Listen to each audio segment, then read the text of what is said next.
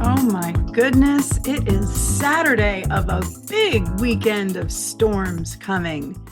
And I wonder if you are ready for what is to become of these wild storms.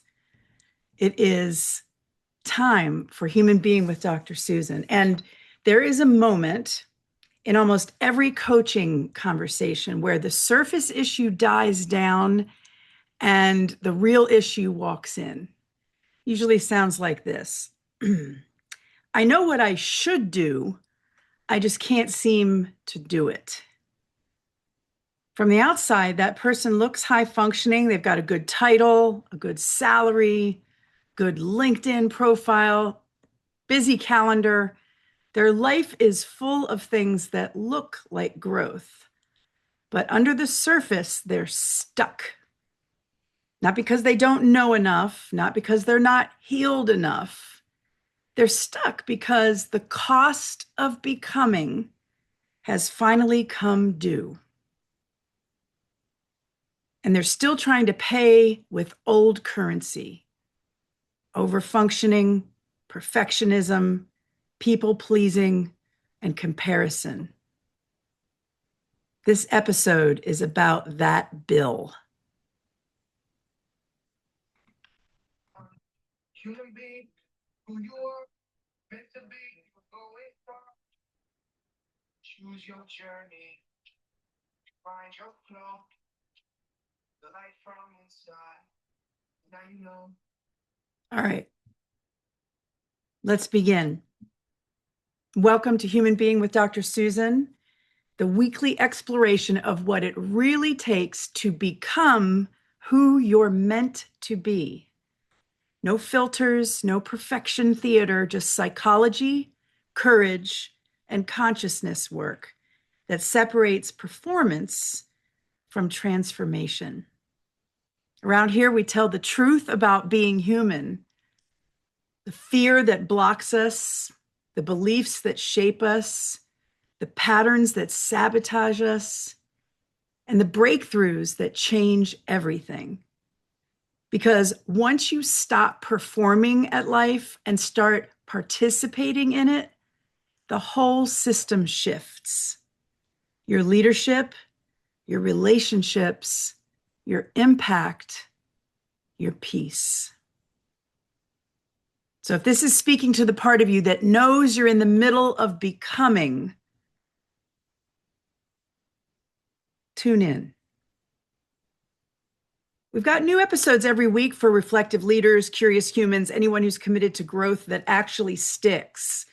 But this week is a special one because it's about becoming who you are meant to be. Let's begin. I'm Dr. Susan, and my show is called Human Being.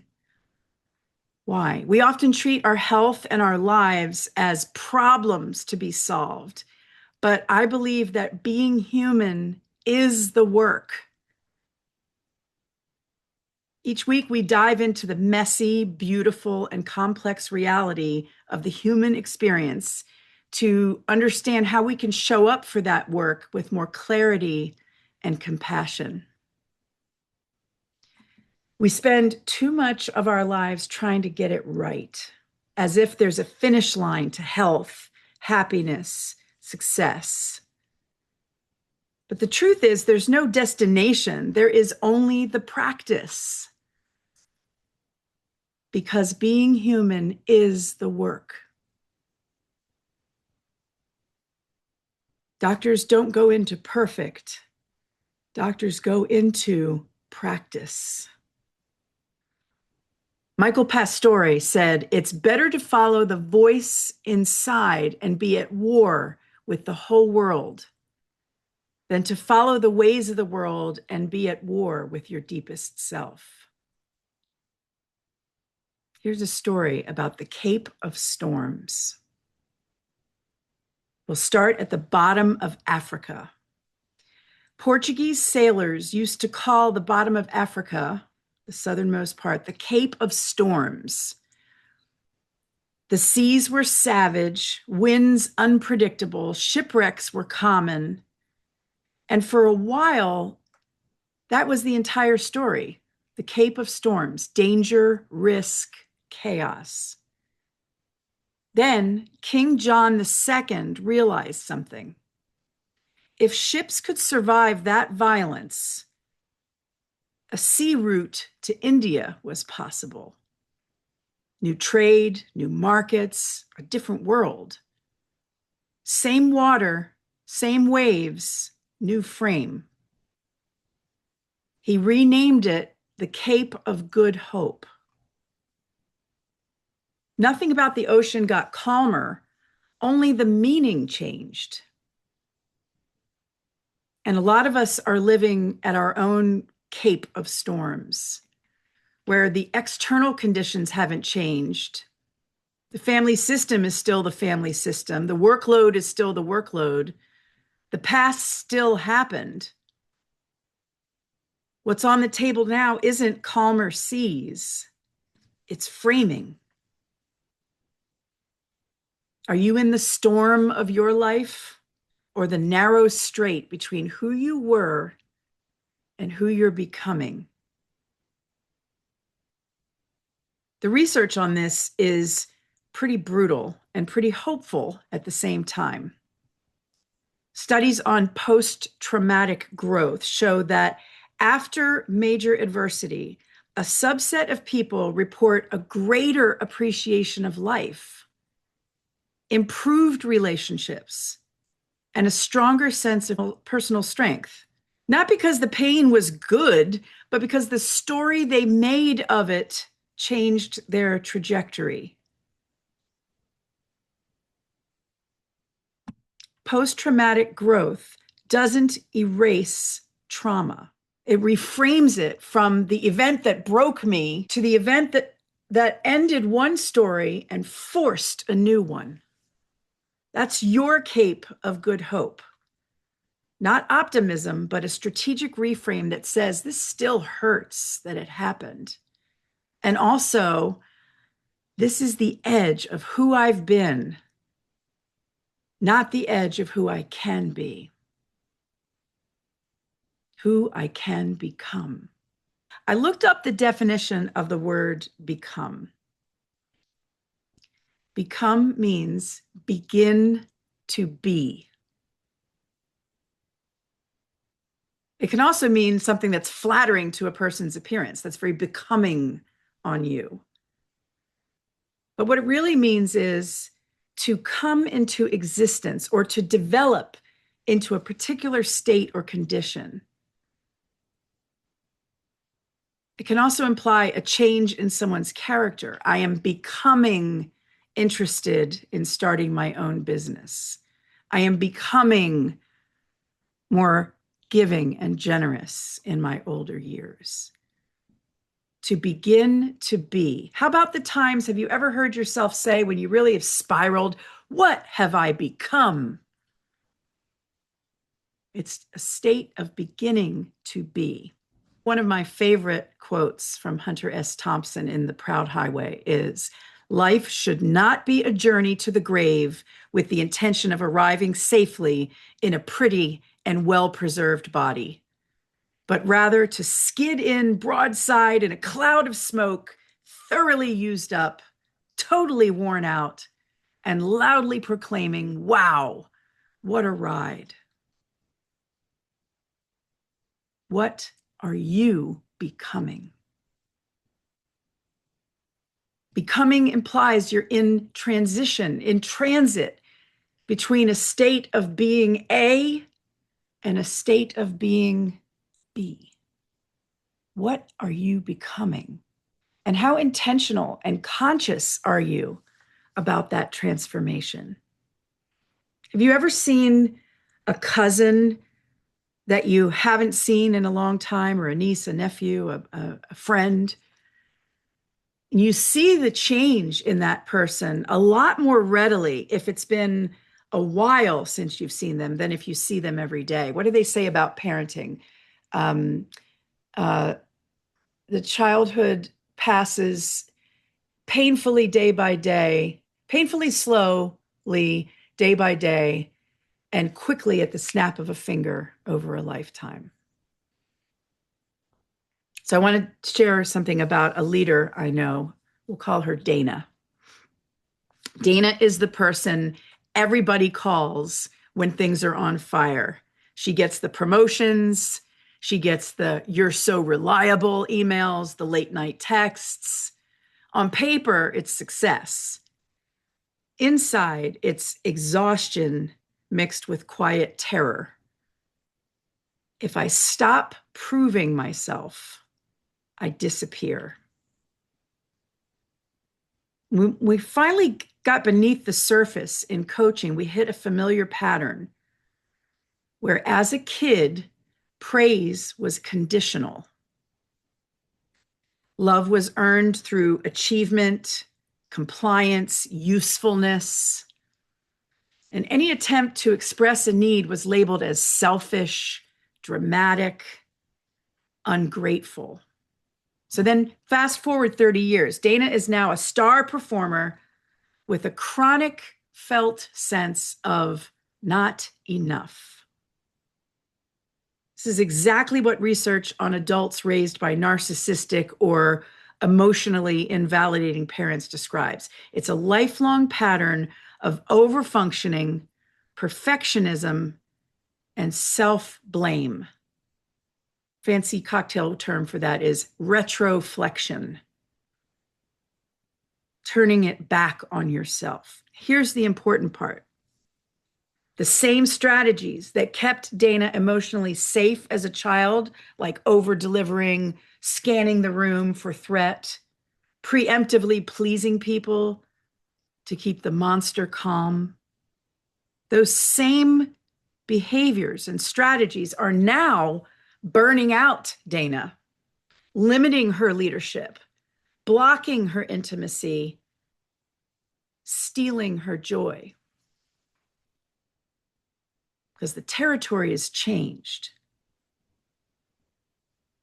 There's a secondary gain in real life of this kind of behavior. There's a hidden benefit of staying stuck.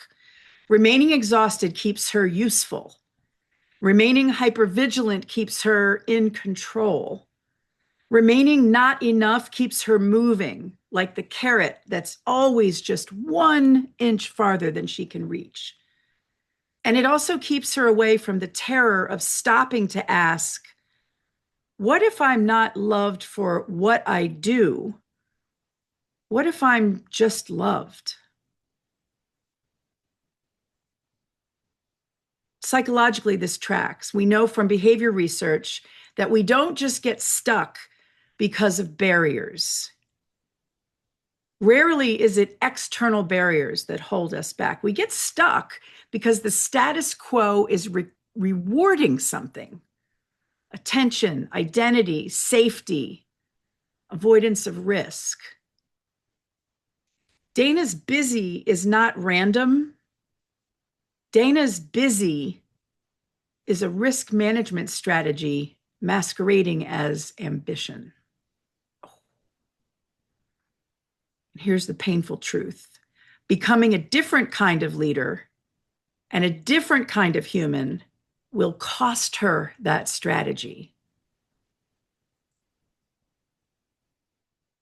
She's going to lose some of that safety. She's going to have to stop over-explaining her boundaries, start disappointing people who benefit from her over-giving.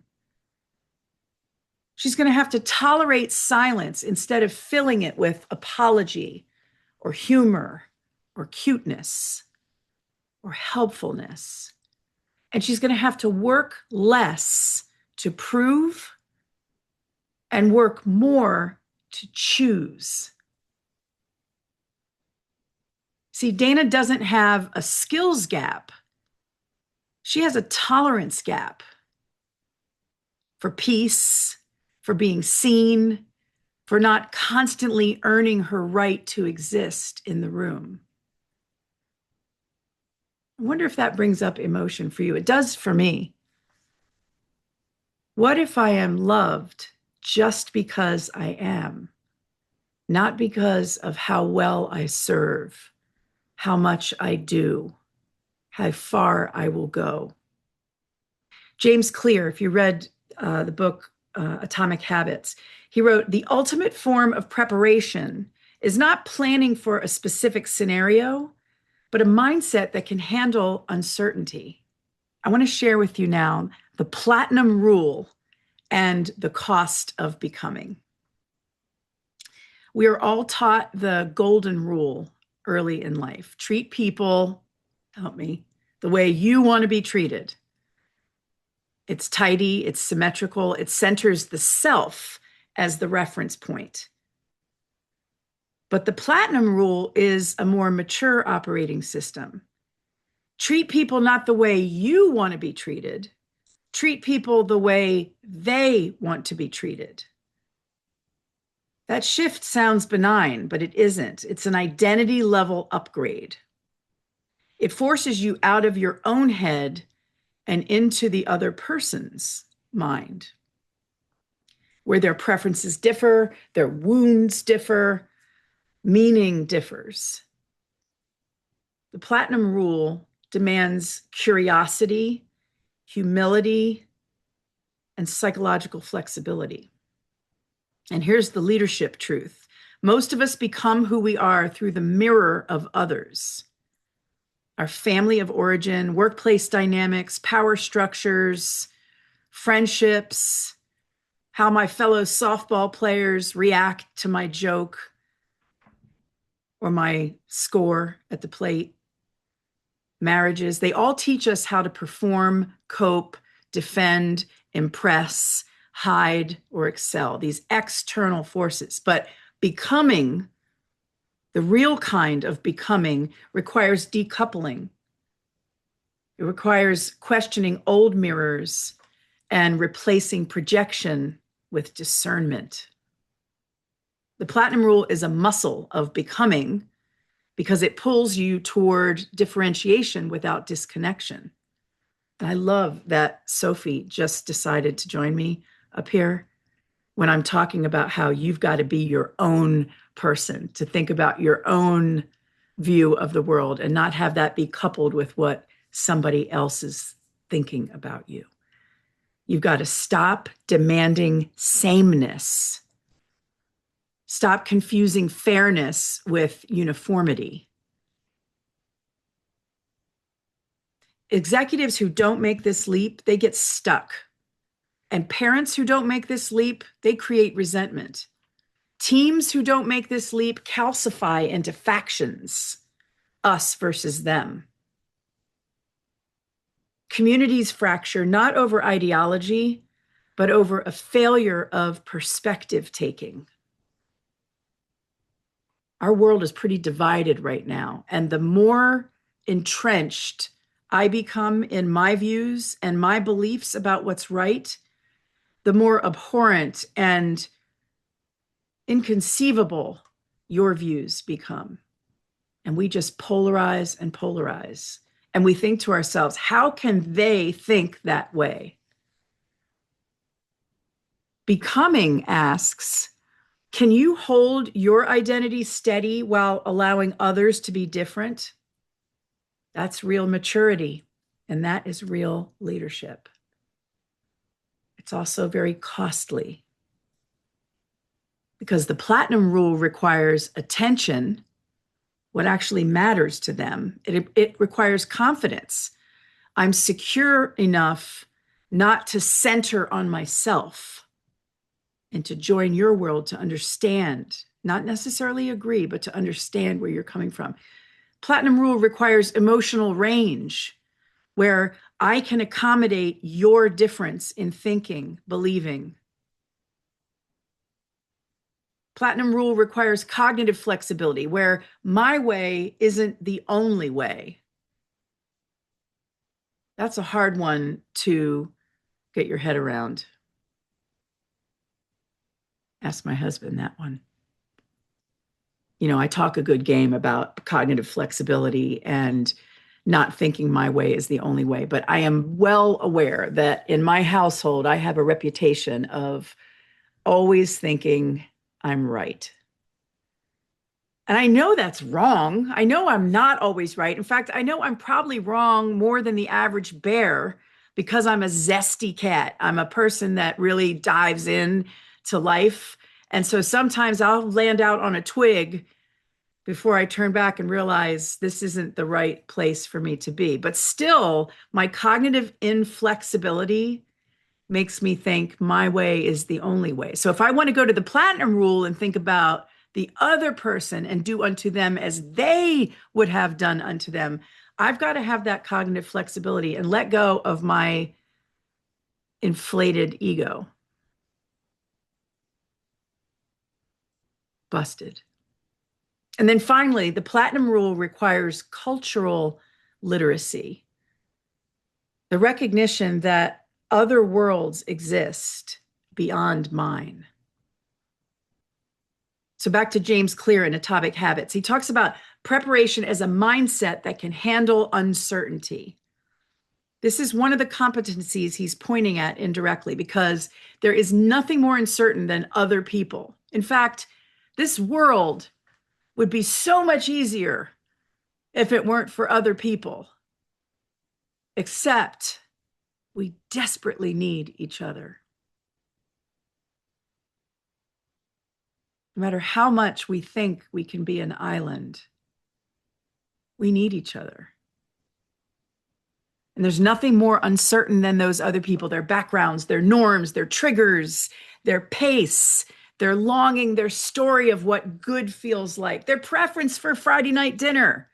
Are we doing Italian? Are we doing Chinese? I don't know. What do you want? I have a solution for that chronic dilemma, by the way. Remind me to tell you about that. Anyway, the irony is that the better you get at the platinum rule, do unto others as they would have done unto themselves, the more your own becoming accelerates. Get it? That's like upside down thinking. The better you become at perspective taking of the other person, the better you become at owning and living into your own truth. Why is that? Because self-expansion happens through relational data. When I learn how you want to be treated, I implicitly learn how I am different from you, which clarifies who I actually am. Leaders who master this have what organizational psychologists call a differentiated self, strong boundaries without defensiveness, empathy without collapse or selling out, compassion without accommodation fatigue. Do you ever have accommodation fatigue? It's the equation for psychological safety and performance simultaneously, protecting me while honoring you. I can have both. Punchline is becoming isn't self-work in isolation. It's co-authored through how we treat each other. The platinum rule is simply a more advanced form of becoming in motion. What was that play? The Gift of the Magi, I think it was called, where there's a husband and a wife and they don't have a lot of money. And they want to get a beautiful gift for each other for Christmas. And she has long, flowing, beautiful hair. And so she realizes if she cuts her hair and sells it, she can get money to buy a gift for her husband. So she cuts her hair and she brings it for exchange and gets money where she's able to go buy a beautiful watch band for her husband because he has a gorgeous watch with no band. Present secured. Husband, also struggling financially, says, I don't have a lot, but you know what? I've got that watch. I can sell it and buy a beautiful barrette for my wife's hair. So he sells the watch face and gets the money and buys a beautiful barrette to help her gather her long flowing hair. And they get together to exchange their gifts. And lo and behold, the man with the gift of a barrette for long flowing hair sees his wife who's cut all her hair off. And the wife who cut all her hair off to buy a watch band for her husband sees him holding a box with a band for no watch. The thing I was doing for you because I thought it's what you would want, I missed. I missed the platinum rule: do unto others as they would have done. And it brings to mind Mother Teresa, who said, what is given to you is given to share, not to keep. To become more of me, I must help you become more of you. What a cool social contract. Whitney's here. Oh my gosh, my pal. You know, Whitney, the storm is coming to Texas, by the way. Bernie, Texas. I believe y'all are under just as much of a watch as we are here in Wilmington, Delaware. Whitney, you taught me something when we got to partner together in that tiny sliver of your life. You had one of the most generous spirits coming into our partnering together.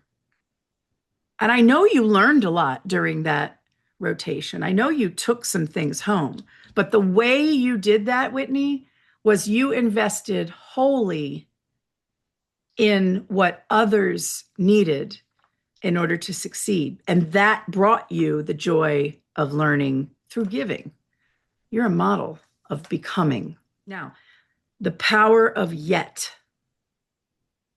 3 letters that make up one of the most powerful words in the human language. I want you to say that word out loud, no matter where you are. Yet. I'm not there yet. I'm not finished with life yet. I'm not capable of playing that song on my recorder yet. I'm not in the job I want to be yet. Think about how those 3 letters change the entire meaning of that sentence. Those 3 letters in that tiny word quietly influence who we become. Most of us hit a wall at some point in our development. I've banged my head more times than I'd care to reveal in my own development journey. Sometimes it's a skill, sometimes it's confidence, sometimes it's courage, sometimes it's capacity, and the brain loves to declare verdicts on ourselves. I'm not good at conflict. I can't think strategically. I'm not leadership material. I don't do boundaries. I can't change.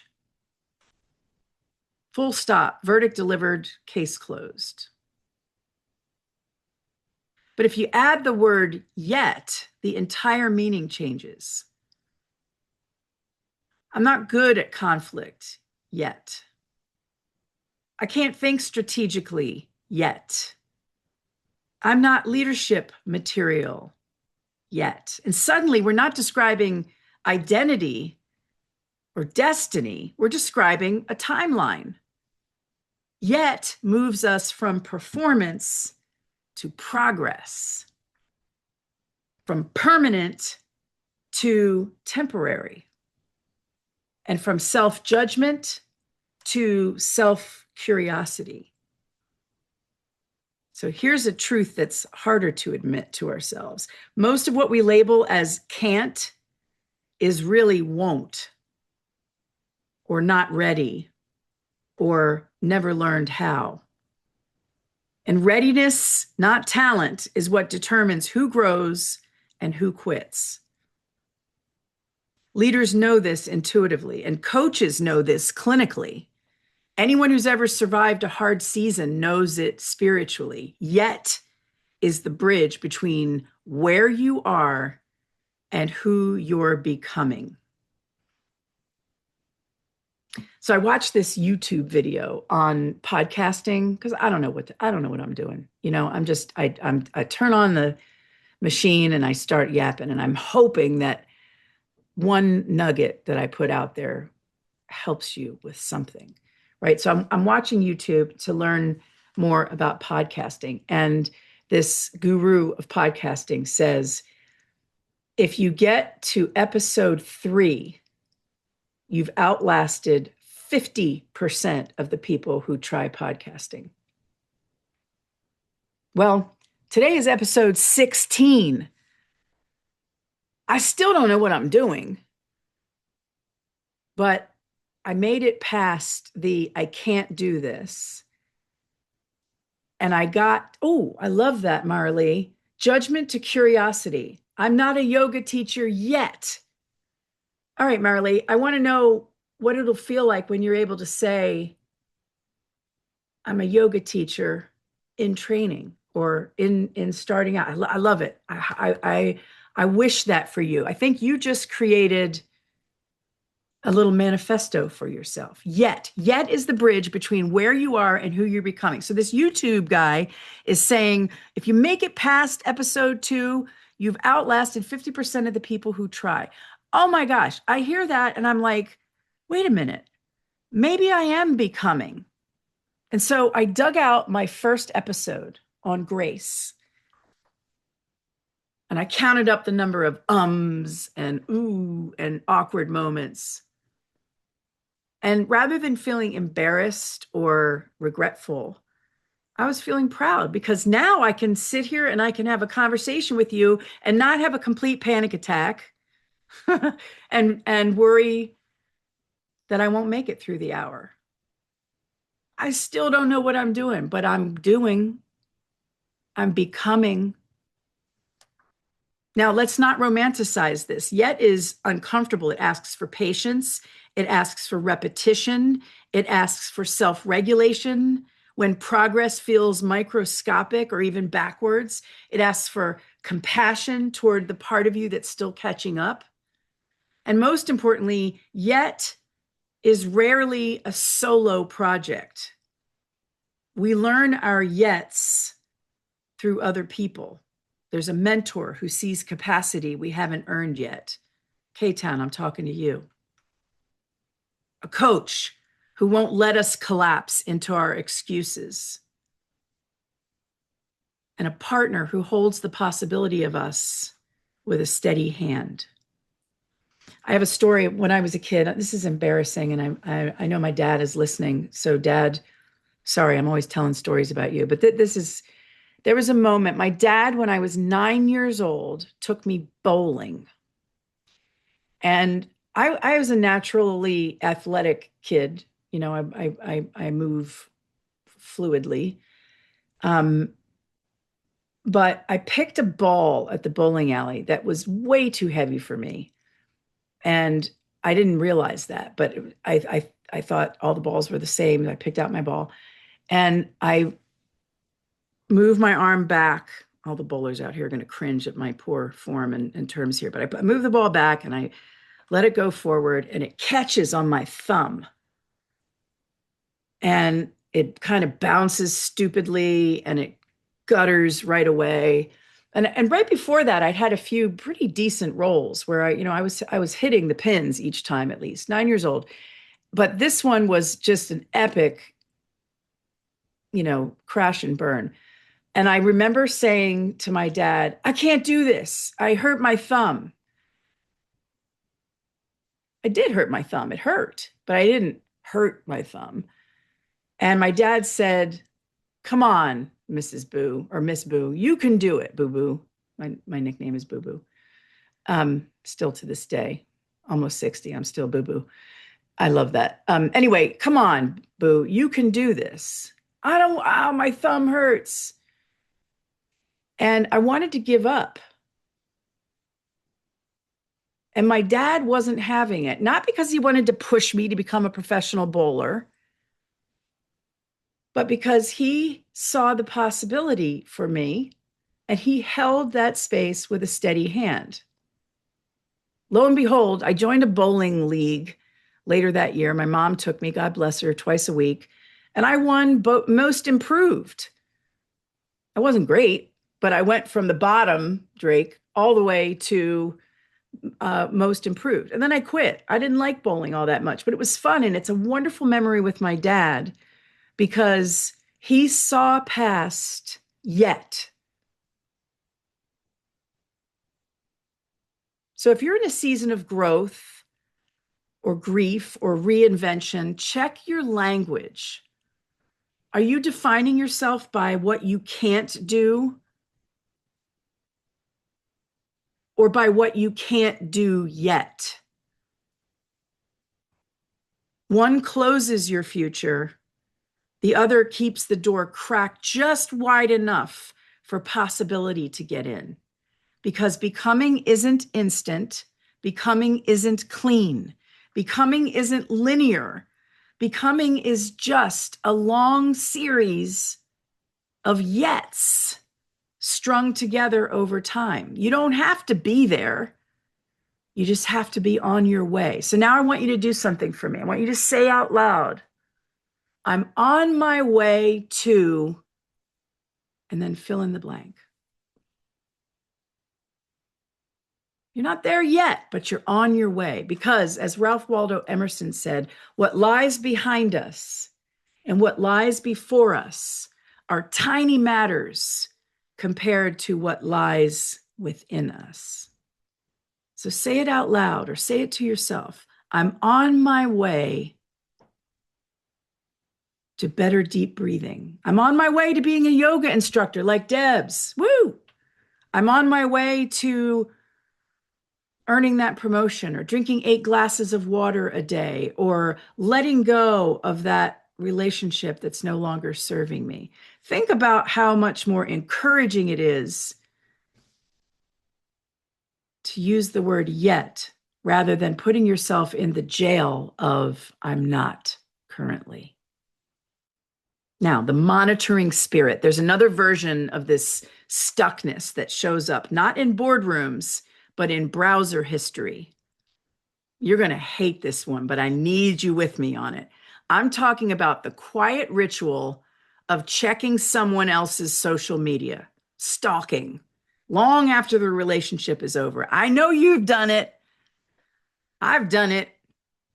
You say, I'm looking for closure, evidence, proof that they were the problem or that you were. But if we're honest, most of that behavior is exactly what you already named in your scraps. A self-inflicted prison that keeps you vibrating on the same low frequency as someone who isn't choosing you. Every check is a microdose of the pain that broke you. From a neuroscience and trauma standpoint, this isn't mysterious. The nervous system bonds to what's familiar, not what's good. So the lack of contact feels like withdrawal. The monitoring is the hit you give yourself. It's anxiety management, not love.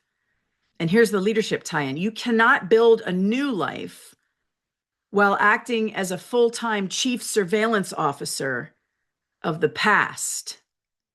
The cost of becoming here is brutal and clear. You will not get to the version of closure you fantasized about. You will not receive the retroactive accountability speech that makes it all make sense. You may never get that apology, but you can get your life back. Detachment in operational terms is a reallocation of your precious resources, attention, energy, emotional compute cycles pulled out of dead systems and reinvested in live ones where hope lives. Psychologically, that's consistent with what we know. Rumination prolongs distress. It's like picking at a wound, a scab. Whereas deliberate disengagement and boundary setting reduce symptoms of anxiety and depression over time. The only closure you actually control is your decision to stop touching the wound. Genuinely happy people are doing less than you.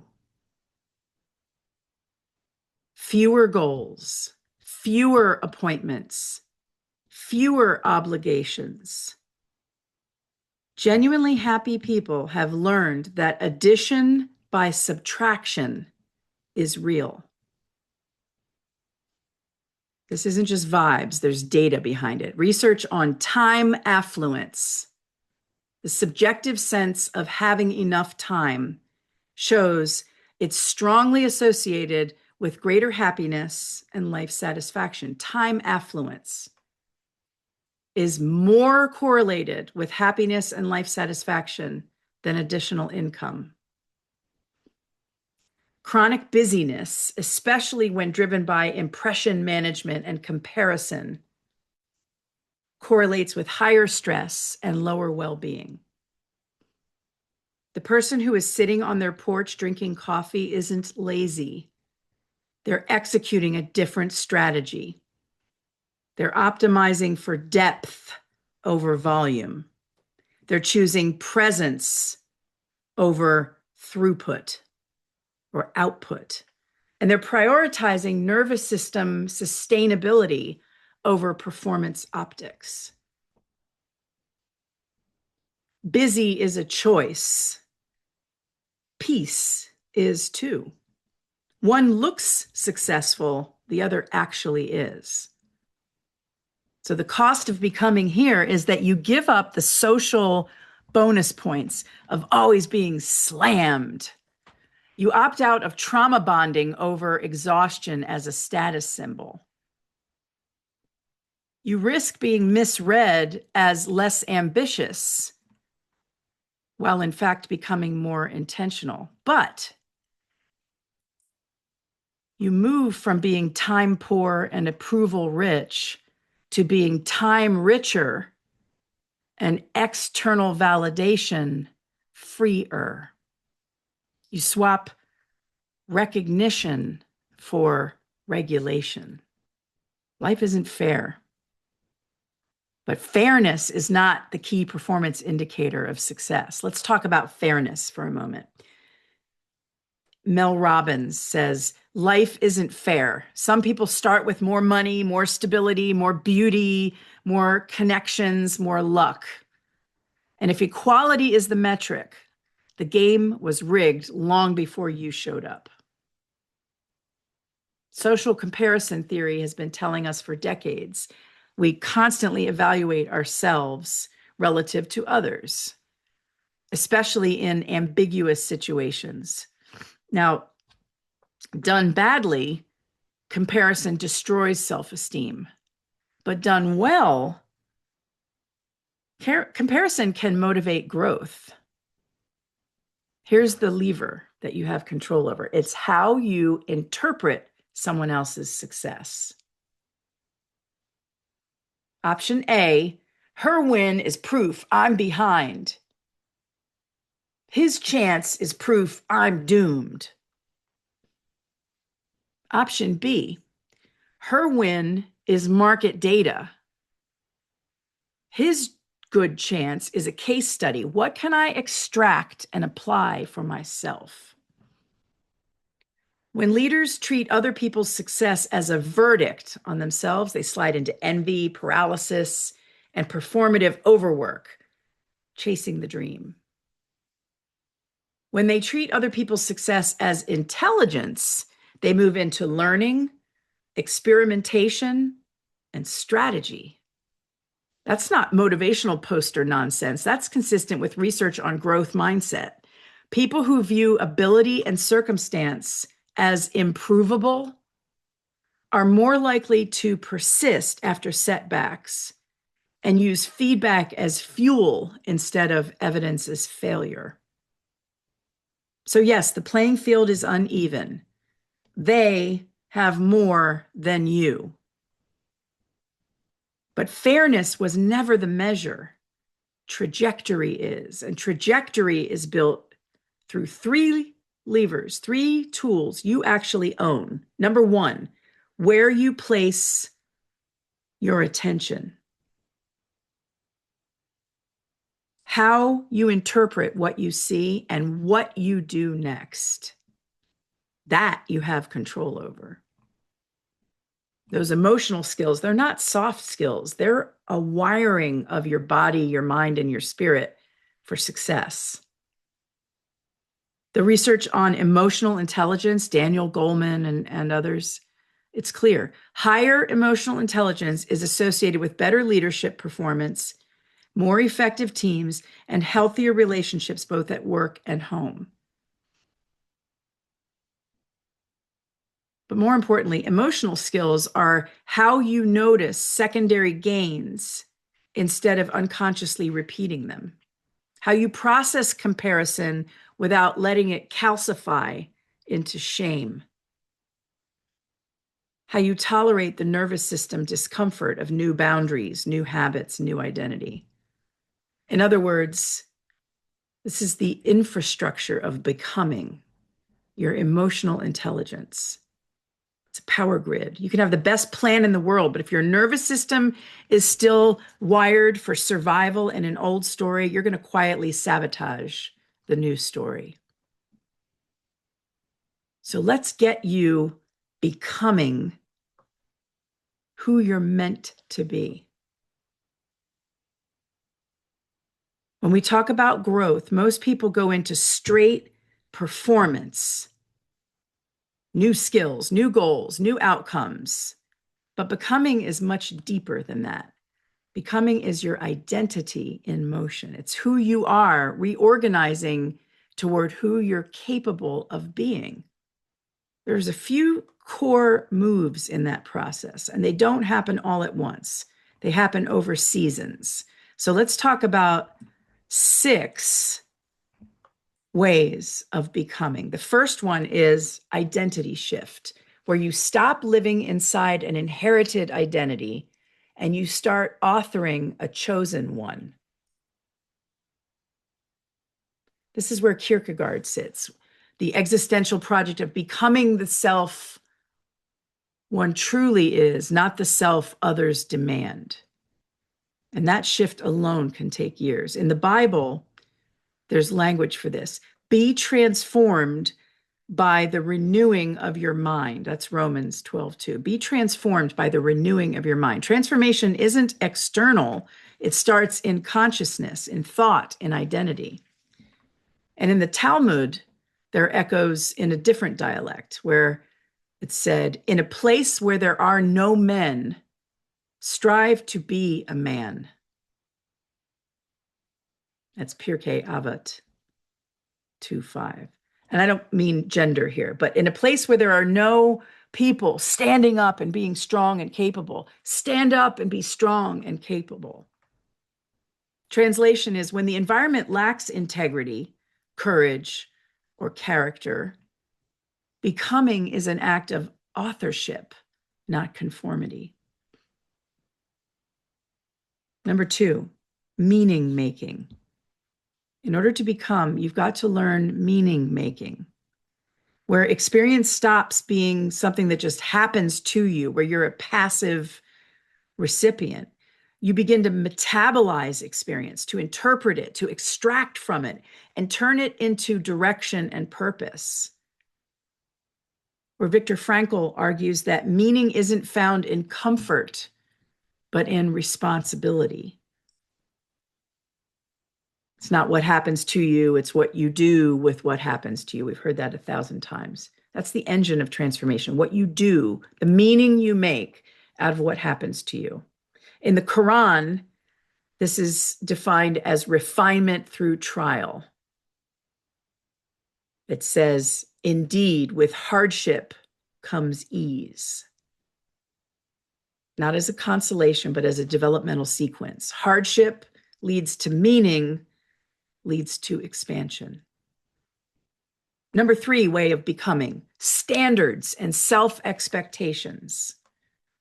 Becoming raises the bar on what you will tolerate, pursue, and protect. Boundaries stop being about defense and start being about self-respect. You stop betraying what matters and you stop compromising on what matters and stop pretending what hurts doesn't. Proverbs 27:17 says, iron sharpens iron. So one person sharpens another. Sharper standards produce sharper selves. You've been meaning to organize that room or clean up that mess. What standard are you demonstrating to yourself that you tolerate when you look at the condition it's currently in? That's what got me off my spiral. I like to be organized and neat. And I think I was probably, I don't know, I was in a bad season at one point where piles started just accumulating. And I know that's not me. I don't like having stuff everywhere.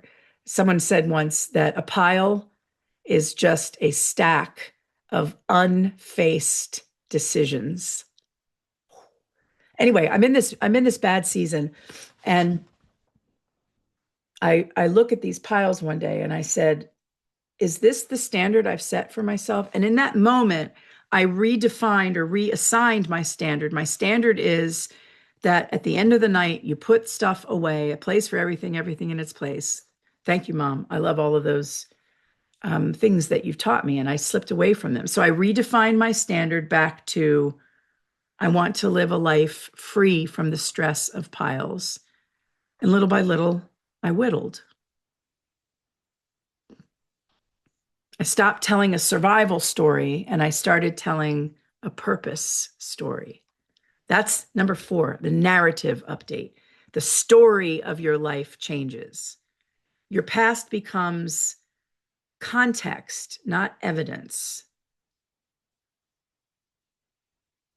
In trauma therapy, we talk about you're not responsible what happened to you as a child. You are responsible for what you do with the life you have left. Your future becomes design, not accident. Number 5 for becoming is relational repatterning. When you repattern, you disrupt systems. You kind of put a stick in the spokes of relational habits. And people around you have to now renegotiate with who you are now. Some people will adapt, some will resist and try to pull you back, and some will disappear. Becoming reveals which relationships were built on your shrinking and which are built on your expansion. In Buddhism, this shows up through detachment, not as apathy, but freedom to release relationships that require your shrinking. And lastly, for becoming is integration. That's where Parker Palmer comes in. The alignment of role and soul. I love this. Role and soul. When your outer life matches your inner truth, that's integrity.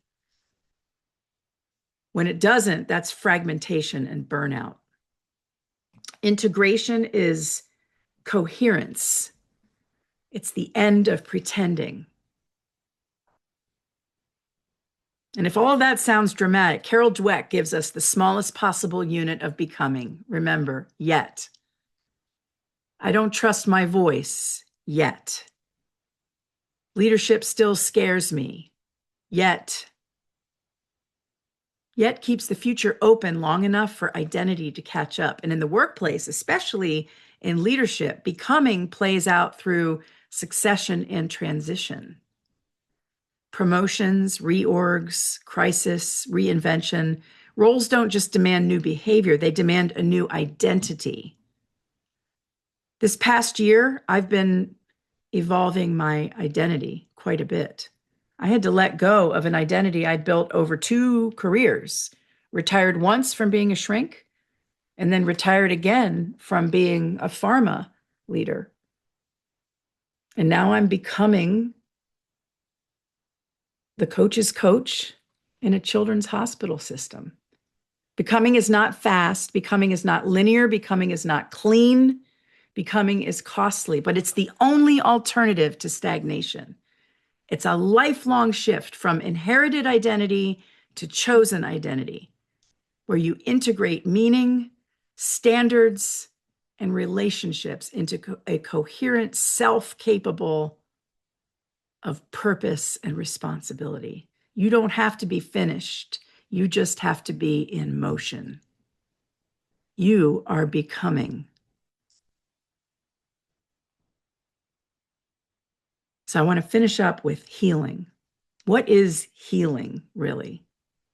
If you pull all of this together, healing stops being this vague aesthetic lifestyle idea and becomes something brutally operational. Healing is when you stop telling the story that broke you about how your spouse doesn't care and we don't have anything to talk about, or it's too far gone to do something differently. And you start investing in the story that rebuilds you. You acknowledge the wound. You noticed your comparison loops. You track your stalking, monitoring behaviors. You name your old strategy of control or invisibility or over delivery, erasing yourself. And then you do the hard, quiet work of editing your home, your calendar, your inner circle, your self-talk. You accept that painful, freeing reality that your new life is going to cost you your old one. You will not be able to carry the same habits, people, and mindsets into the future you say you want. Something has to be left at the Cape of Storms. But as Wayne Dyer taught us, when you change the way you look at things, the things you look at change. So let's do a 90-day plan, a little micro shift in one of these 5 domains. That's my homework assignment for you. And I'd love for you to text me, Facebook, Instagram, YouTube, comment. Which one of these 5 are you going to try? Story. Take one recurrent thought, like I'm not enough unless I'm useful. Take one recurring thought and reword it and say it out loud. My worth is constant. Or change your attention. Pick one person that you keep monitoring online and either mute them, unfollow them, or hard block them just for 30 days and watch what your nervous system does. Except me. Don't unfollow me. That's data. Or time. Cancel one recurring obligation that doesn't serve you any longer and don't replace it. Or relationships. Edit one interaction pattern. Say no once this week without justification. Let the silence hang. Or lastly, in work, find one place where you're overfunctioning to earn safety and experiment with doing 10% less. These small controlled experiments in tolerating the cost of becoming will get you there. And in closing, I'll leave you with a favorite Latin phrase. Lux in intimo est. Lux in intimo est. The light is within. You are not waiting for one more book, one more podcast, one more apology, promotion. You're waiting for something more demanding. You're waiting for you. I invite you to reacquaint yourself with you. Take the courage to leave or stay, to try or stop trying. Be gentle, be brave, be human. Thank you for joining me for another episode of Human Being with Dr. Susan. Remember, your struggles are not a sign that you're failing. They're a sign that you're showing up. Thank you for becoming with me today. I hope you'll join me on social media. Listen here on Sandcastle Radio every Saturday at 10 a.m. Eastern. Human Being with Dr. Susan.